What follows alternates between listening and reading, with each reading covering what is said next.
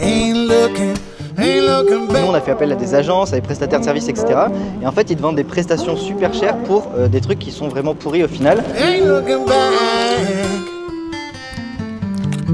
Hier, j'ai posé une question à nos clients pour savoir ce qu'ils aimaient comme vidéo sur YouTube. Et ils m'ont tous dit j'aime bien avoir des discussions, des expériences de toi et Joseph, des vidéos un petit peu dans les backstage, vidéos lifestyle, une journée dans ma vie d'entrepreneur, etc. Et bien c'est ce que je vais faire aujourd'hui. Je sais pas ce que je vais dire dans cette vidéo, je sais pas ce qui va se passer ou ce qui va pas se passer, mais ce que je vais faire par contre c'est vous partager justement un petit peu mon quotidien. En ce moment je suis à Montréal en plus, donc c'est l'occasion parfaite parce que je vais voir Joseph aujourd'hui. Donc on aura l'occasion de faire une petite vidéo ensemble sans doute, où on partagera différents conseils, etc. Donc j'en profite comme un bon influenceur de vous montrer un petit peu la vue. Donc c'est super sympa à Montréal et voilà. Donc du coup en termes de journée, qu'est-ce qui se passe moi aujourd'hui dans mes journées?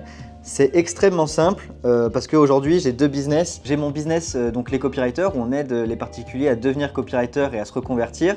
Donc ce business c'est un business de formation et d'accompagnement où nous on propose justement des accompagnements parce qu'on est copywriter et je l'expliquerai juste après. Et c'est une différence avec pas mal d'acteurs sur le marché aujourd'hui du business en ligne qui proposent des formations sur des choses qu'ils ne font pas. Moi je suis copywriter depuis 2018, Joseph depuis bien avant. Et aujourd'hui, en parallèle de cette partie formation, on accompagne également des entreprises dans leur copywriting, dans l'écriture de leurs vidéos de vente, de leur publicité, de leur tunnel de vente. Aujourd'hui, ce qu'on fait pour nos clients, on l'enseigne aussi à nos clients particuliers, donc des gens comme toi qui regardent sans doute cette vidéo, à devenir copywriter et à faire pareil que nous. Et justement, c'est ce que j'ai fait aujourd'hui. Donc ce matin, donc là il est quelle heure locale? Il est 10h48.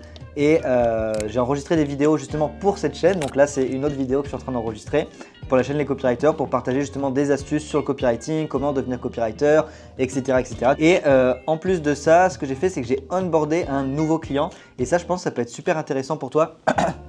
En termes d'expérience, je veux juste te montrer mon setup. Alors, c'est une planche à repasser avec un siège. Donc, c'est les aléas d'être en voyage. Mais voilà, donc ce que je disais, c'est que j'ai onboardé un nouveau client ce matin sur notre offre de consulting. Donc avec Joseph, on vend des offres à 9 800 € actuellement, mais on va augmenter le prix, où on accompagne des entrepreneurs, des entreprises à scaler et à développer donc leur chiffre d'affaires en ligne. Donc en gros, des prestations de copywriting, mais sous forme plus de consulting, même si ça inclut aussi du done for you, donc c'est-à-dire qu'on va écrire pour eux leur contenu de vente. Et du coup, c'est super important pour l'expérience client d'avoir un bon onboarding. Ça veut dire quoi un onboarding? C'est directement en fait, qu'est-ce qui se passe une fois que tu as signé le client. Donc là, le client, il m'a fait le virement cette nuit pour moi, donc ce matin pour lui, heure française. Et donc là, je ne le laisse pas tout seul dans son coin en mode, ok, maintenant il se passe quoi? Donc, je lui ai envoyé directement un document qui est un process d'onboarding. Donc c'est un document qu'il doit remplir de A à Z sur son avatar, sur les statistiques de son business, qu'est-ce qu'il fait, qu'est-ce qu'il ne fait pas, qu'est-ce qu'il a essayé, etc. Comme ça, je peux vraiment comprendre son business en profondeur et basé sur ce qu'il va me dire, moi je vais définir un plan d'action pour qu'on aille chercher du résultat. Je te dis un exemple random. Admettons, il va me dire, je sais pas, je fais 50 000 € par mois, je fais des publicités, etc. Et moi, je vais remarquer à travers son audit qu'il ne fait pas d'email marketing.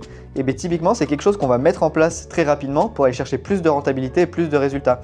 Et donc ça, je t'invite vraiment, si tu es copywriter freelance ou si tu veux le devenir, ou si tu veux même être marketeur et consultant d'un sens plus large, c'est de faire vivre une bonne expérience client justement à tes clients à travers l'onboarding. Donc l'onboarding, je le répète, c'est dès qu'ils rentrent dans ton écosystème, qu'est-ce qui se passe? Et donc le fait de faire ça, lui, ça lui donne une bonne expérience parce qu'il voit que tu es sérieux, tu es professionnel, il met de la conscience sur ce que tu vas faire et de l'importance. Donc c'est pour ça que nous, à nos élèves, on donne un questionnaire client. Donc si tu es en Copy Mastery, tu as déjà ce type de document que tu peux envoyer à tes clients. Et surtout pour toi, ça va faciliter le boulot parce que tu vas savoir exactement sur quoi tu dois bosser, quelles sont les priorités, quelles sont ses attentes. Également, pourquoi il t'a rejoint, pourquoi il a signé. Donc tout ça, c'est des informations qui te permettent de nourrir ton offre, nourrir ton business et aussi de faciliter ta mission de copywriter. Je vais vous le montrer d'ailleurs juste dans un instant. Et ensuite, moi j'ai un plan d'action avec une checklist. Est-ce qu'il fait ceci, est-ce qu'il fait ça, il fait cela, etc., etc. Et donc basé sur ça, je lui donne un peu un score. Est-ce que il a 9 sur 10, 5 sur 10, etc.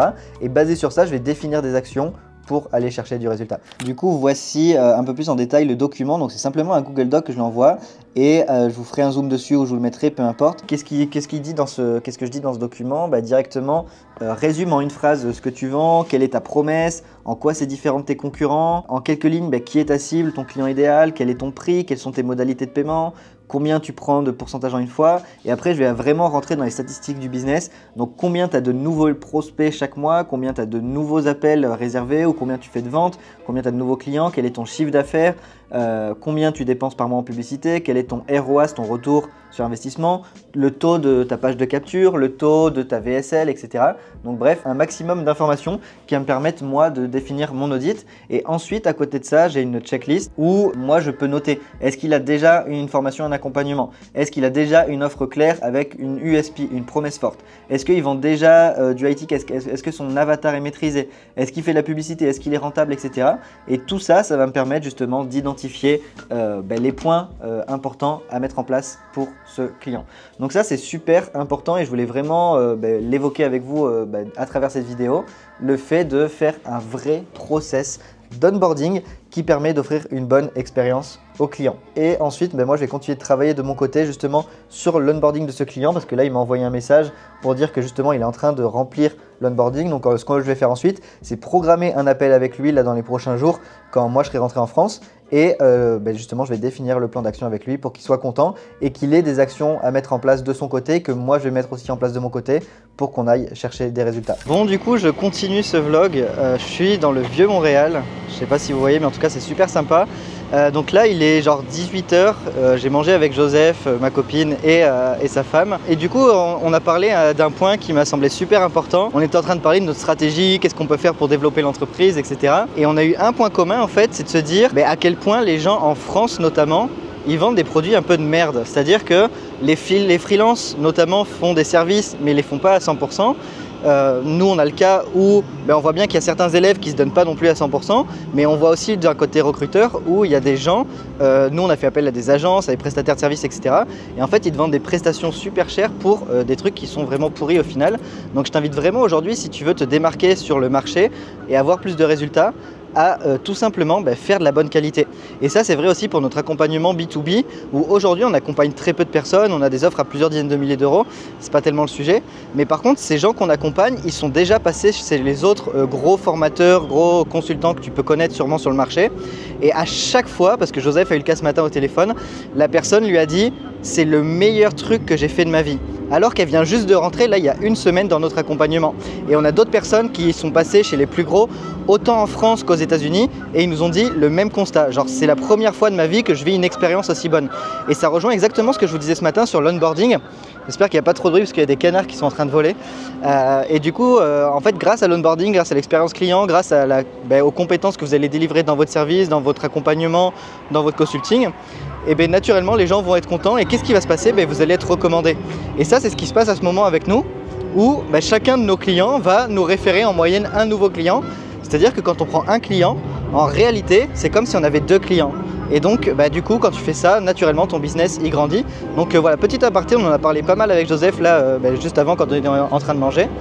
Donc, faites de la qualité et naturellement, vous allez voir que votre business, il va scaler facilement. Et du coup, qu'est-ce qui fait que vous pouvez augmenter la qualité aujourd'hui de ce que vous faites? Peu importe ce que vous vendez, un service, une formation, etc., on s'en fout. Qu'est-ce qui fait? C'est demander du feedback directement à vos clients. Nous, aujourd'hui, nos clients, chacun de nos clients, régulièrement, même toutes les semaines, on leur demande « Ok, où est-ce que tu en es ? Qu'est-ce que tu as fait de ton côté? Qu'est-ce qu'on peut mieux faire? Qu'est-ce qu'on pourrait faire ?» D'ailleurs, même cette vidéo, c'est des clients qui nous l'ont recommandé en disant on aimerait bien voir du lifestyle, voir du vlog, etc. Et qu'est-ce que je fais là? Boum, je fais un vlog directement. C'est un petit conseil que je peux vous donner directement, c'est directement demander toujours du feedback à vos clients et à vos prospects. Vous avez quelqu'un qui vous dit non au téléphone, qui ne veut pas prendre votre offre, ok, très bien, qu'est-ce qu'il aurait pu faire que tu aurais dit oui? S'il vous dit non, etc. Et comme ça, grâce à la réponse, vous allez obtenir du feedback. Vous avez un client qui a dit oui, ok, qu'est-ce qui fait que tu as dit oui? Qu'est-ce que tu fais que tu m'as rejoint aujourd'hui? Qu'est-ce qui fait qu'aujourd'hui, tu as décidé de signer avec moi? Et comme ça, vous allez récupérer du feedback. Et même quand vous l'avez signé, quand vous faites la prestation, ok, qu'est-ce que tu aimes? Qu'est-ce que j'aurais pu faire de mieux? Qu'est-ce que j'aurais pu faire de plus? Qu'est-ce que j'aurais pu faire différemment? Et comme ça, en posant ces questions-là à vos prospects, à vos clients, aux gens qui signent avec vous, aux gens qui ne signent pas avec vous, vous aurez naturellement des meilleurs résultats. Donc moi, je vais continuer ma petite balade digestive et je vous reprendrai un peu plus tard pour vous expliquer 2-3 tips et 2-3 choses que je peux vous partager. Je viens de repenser à un petit point, j'avais pris des notes justement des des choses que je voulais aborder dans cette vidéo. Et il y a un des points qui relie totalement ce que je vous disais juste avant. C'est quand vous voulez faire de la qualité, comment vous pouvez faire. Parce que j'ai expliqué que tout dépend aujourd'hui de la qualité et de la satisfaction client. Si vos clients sont satisfaits, alors ils auront des résultats. Et alors naturellement, vos clients auront des résultats. Et donc, comment vous pouvez faire ça? Vous faire accompagner. Et typiquement, là en ce moment, je suis en train de réviser ma stratégie YouTube. Et je me fais accompagner pour ça. J'ai payé un consultant plus de 10 000 € justement pour qu'il m'accompagne sur ma stratégie de personal branding. Et aujourd'hui, toi, c'est pareil. Si tu es copywriter et tu veux trouver des clients, viens te former par exemple chez nous si tu n'es pas client pour apprendre à trouver des clients. Si tu veux devenir copywriter et qu'aujourd'hui tu n'as pas la compétence, va directement te former auprès de quelqu'un qui a déjà les résultats. Donc ça c'est très bateau et tu l'entendras souvent dans la partie business en ligne, etc. Parce que c'est vrai, aujourd'hui moi-même je fais accompagner sur plein de sujets. Je paye des masterminds, des accompagnements, des consultants, parfois plusieurs milliers d'euros juste pour 1 heure. Je me souviens avec Joseph, on avait payé un consultant 2 000 $ pour 1 heure d'appel avec lui. Mais en fait, grâce à cette heure d'appel, on a pu prendre une décision qu'on n'osait pas prendre. Il a pu nous aider sur un pan du business et naturellement aujourd'hui on a les résultats qu'on n'avait pas avant. N'hésite pas vraiment à investir, à te former et à apprendre auprès de personnes qui sont déjà passées par là où toi tu veux aller tout simplement. Bon, du coup il y a eu une petite erreur de casting. Je suis rentré hier soir et au final j'ai pas du tout terminé le vlog. Donc là on est le lendemain matin et je vais le terminer. Bon, vous le voyez, c'est pas mon métier, mais en fait c'est juste vous qui l'avez demandé. En tout cas on a eu plusieurs fois la demande d'avoir un peu du lifestyle, etc. et des choses qui sortent un peu du copy. Donc c'est ce que je vais essayer de faire et n'hésitez pas d'ailleurs à donner du feedback sous la vidéo.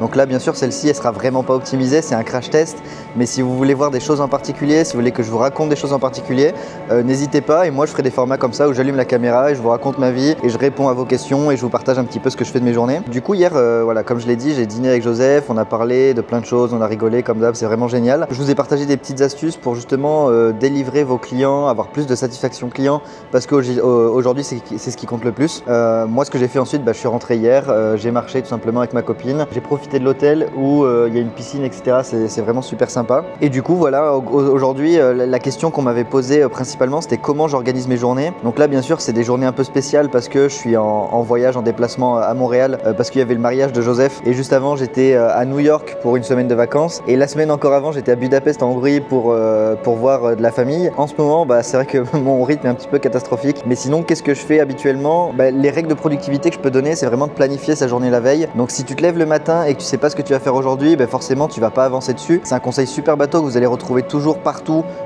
directement sur YouTube, dans des livres de développement personnel, etc. Mais c'est vraiment vrai et ça marche de fou. Et ensuite j'essaye de faire le maximum le matin. Donc moi je suis pas très matinal, je me lève pas à 6h, à 7h ou quoi. Joseph est plus comme ça. Moi je vais plus me lever autour de 8h30, 9h, 9h30. Je vais déjeuner tranquillement, voire pas du tout. Ou alors je vais directement à mon bureau et je vais bosser jusqu'à 11h midi. C'est simplement comme ça mes 2-3 heures de travail qui sont les plus productives. Après je vais manger, je vais rebosser de 14h à 16h, quelque chose comme ça. Au général vers 16h, 16h30 je commence à être claqué. Donc ce que je fais c'est que je vais me balader. Il y a une petite rivière en bas de chez moi et je vais me balader sans téléphone, sans écouteurs, sans musique. Et après je remonte chez moi et en général soit je fais rien, soit je vais lire un livre, des vidéos YouTube où je rebosse un petit peu. Mais c'est rare. Et après ce que j'aime bien faire c'est trouver des activités qui me permettent de sortir du business. Donc faire des jeux, faire du sport, aller au restaurant, plein de trucs assez bêtes au final, cuisiner ou quoi.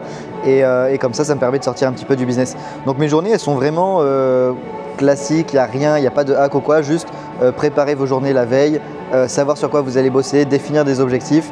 Et c'est assez classique et de toute façon on a déjà fait des vidéos comme ça sur comment définir vos objectifs, donc j'essaierai de la mettre là ou là. Je suis à l'aéroport là, je vais bientôt rentrer en France et j'étais sur mon ordi en train de travailler et je viens de penser à un truc qui pourrait vraiment vous aider parce que là pour mon voyage à New York, pour la petite histoire, je me suis acheté une montre et en fait il y a quelques semaines j'ai découvert l'univers horloger. Et je me suis mis justement à regarder plein de vidéos sur les montres et c'est devenu une obsession. Et en fait, juste en quelques jours, en quelques semaines, aujourd'hui, je suis passé d'un niveau 0 où je connaissais rien aux montres à aujourd'hui, je comprends, je connais les marques, je connais le lexique, je connais les grands principes, je connais comment ça fonctionne, les différentes mécaniques, etc. Et maintenant, je consomme que ça et c'est devenu une passion, etc. Pourquoi je vous dis ça? Parce qu'aujourd'hui, quand vous vous lancez dans quelque chose, vous devez vraiment être omnibulé par ça et ne penser qu'à ça et faire que ça et regarder, etc. Donc dans le cas du copywriting, renseignez-vous sur le copywriting, vous allez voir qu'il y a besoin de psychologie humaine. Alors faites des recherches sur la psychologie humaine et cherchez un maximum des informations là-dessus. là-dessus. Après, vous allez tomber sur les emails marketing. Faites des recherches aux emails marketing et regardez, vous allez voir qu'il y a des séquences, qu'il y a des newsletters. Regardez les meilleurs types de newsletters, qu'il y a différents types de marchés, etc., etc. Qu'il y a différents types d'appels à l'action, de formats d'email, etc. Après, vous allez voir les tunnels de vente. Et bien pareil, plongez dedans, regardez des vidéos, lisez des livres, etc. Et en fait, aujourd'hui, pour moi, c'est le seul moyen aujourd'hui de progresser rapidement. Aujourd'hui, on a de la chance, il y a la formation, l'information qui est gratuite en ligne pour la majorité. Et aujourd'hui, vous pouvez accéder justement à énormément d'informations de haute valeur sur les tunnels de vente, l'email marketing, etc. Déjà sur notre chaîne YouTube, honnêtement, on a des vidéos, ça vaut plus que certaines formations payantes que vous pouvez trouver sur le marché. Donc je vous invite vraiment à les regarder et à mettre de l'intention dessus. Et après, bien sûr, il y a nos formations qui sont payantes où là, au-delà de l'information, parce que l'information seule ne sert à rien. Aujourd'hui, si vous voulez lancer un business ou quoi que ce soit, ce qu'il vous faut, c'est l'implémentation. Et nous, c'est ce qu'on vend justement dans Copy Mastery, c'est l'implémentation où vous avez des coachs, des devoirs, des exercices, une communauté qui vous soutient, un leaderboard avec des différentes récompenses, un job board avec les missions de copywriting qu'on donne directement à nos élèves. Et ça, justement, aujourd'hui, on est capable de vous l'apporter et c'est ce qui vous manque peut-être. Donc, si je dois donner 2 tips comme ça avant de terminer cette vidéo, c'est justement plonger un maximum dans l'information, chercher, creuser. C'est un peu ce qu'on appelle en anglais un rabbit hole, donc le fait un trou de lapin, de plonger dedans, de mettre son doigt dans l'engrenage et de consommer un maximum d'informations pour vite monter en compétence. Et une fois que vous avez fait ça, allez chercher de l'implémentation et comment vous pouvez implémenter tout ça. Bon, dans mon exemple anecdotique des montres, c'est directement acheter une montre, me renseigner, voir les modèles, admirer, visiter en boutique, etc. Vous, pour le copywriting, ça pourrait simplement être regarder des vidéos, pratiquer, prospecter et directement vous faire accompagner. Du coup, juste avant de conclure cette vidéo, j'ai d'autres idées qui me viennent en tête, mais je vous mettrai un screen ici. Il y a un élève qui m'a demandé justement que à travers ce genre de format, je puisse prendre une question, par exemple, que vous avez dans la communauté, dans les commentaires ou peu importe, et que j'y réponde directement en vidéo, moi ou Joseph, principalement moi, parce que c'est moi qui fais les vidéos sur la chaîne. Et du coup, là, sa question, en l'occurrence, c'est comment tu t'es senti quand tu as commencé à prospecter pour le copywriting. Et je trouve que c'est une bonne question, parce que au-delà de la méthode, alors certes, les débutants ont vraiment un problème sur la méthode et ils prospectent mal, c'est un fait. Leurs messages sont pas bons, ils apportent pas de la valeur et bref, il n'y a rien qui va. Mais au-delà de ça, il y a... Donc ça fait 50% du job, peut-être un peu moins. Et 60% du job, ça va être directement la partie mindset et comment tu t'es senti justement. Et souvent, les gens, ils ont peur du regard des autres, ils ont peur du refus, peur de l'échec, même peur d'être accepté. C'est-à-dire que si j'envoie mon email et que ça marche, merde, je vais devoir faire un client et du coup, je vais avoir encore plus peur de le décevoir, etc. Donc moi, comment je me suis senti personnellement pour la petite histoire, je pense que vous le savez, j'ai déjà fait une vidéo sur mon histoire, j'en parle pas tellement, mais voilà. En gros, j'ai quitté mon job, j'ai quitté mon CDI, j'avais aucune aide, j'avais pas de fonds et donc j'étais obligé de vivre de mon business. Donc comment je me sentais? Je me sentais stressé, mais parce que j'avais une obligation de résultat. Si mon business ne marchait pas, j'allais tout simplement finir à la rue et c'est pas une image, c'est vrai. Il me restait 1500 € sur mon compte, j'avais pas de famille pour m'aider, pas de bourse, pas de RSA, pas de chômage ni rien parce que j'avais même pas travaillé de ma vie. Et donc je me sentais stressé, mais je me sentais surtout drivé par cette mission. En fait, j'avais pas le choix de réussir. C'est comme si, je sais pas, à l'école, vous avez un compte rendu à rendre, je sais pas moi, pour dans une semaine. En fait, très souvent, vous n'allez pas le faire une semaine à l'avance, vous allez le faire 2, 3, 4 jours à l'avance. Et du coup, pendant ce moment-là, vous vous sentez comment? Stressé, mais en même temps, vous vous sentez animé par une mission, entre guillemets, qui vous dépasse, où vous devez impérativement avoir des résultats et finir à une deadline. Moi, c'était exactement pareil. Si, au bout de 30 jours, j'avais pas des résultats, ça allait être très compliqué pour payer mon loyer, payer mes factures, l'électricité, etc. Donc, voilà un petit peu comment je me suis senti, c'est-à-dire animé par quelque chose qui me dépasse, qui me motive et qui m'excite aussi, parce que j'étais vraiment excité à l'idée de ça. Mais j'avais aussi, en parallèle, une énorme peur d'échouer, peur du regard des autres et surtout peur qu'un client accepte ce que je fais et qu'au final il soit pas content. Et dans les faits, c'est jamais arrivé parce que si vous vendez quelque chose à un client, vous le vendez parce que vous savez que ça va marcher et donc il aura des résultats. Donc voilà, petit tips avant de rentrer directement en France et on se retrouve dans une prochaine vidéo.